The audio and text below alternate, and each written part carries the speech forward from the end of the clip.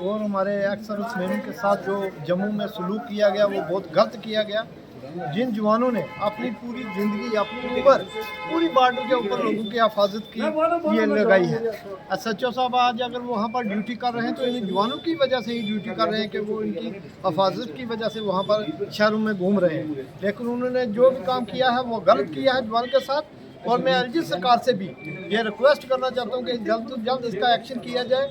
आज ये फौजी एक्स सर्विसमैन इकट्ठे हुए हैं, कल ऐसा होगा कि हम सनातन धर्म की तरफ से भी मैटर में अपील करेंगे, सभी सिविल इनके साथ चलेंगे, हम पूरा बाजार बंद करेंगे और वाजिया तौर पर हम इसके लिए चले हम उनको कह रहे हैं कि भाई आप इसके ऊपर जल्द से जल्द एक्शन किया जाए, अदरवाइज इसके जो नताइज होंगे वो बहुत बड़े गलत होंगे।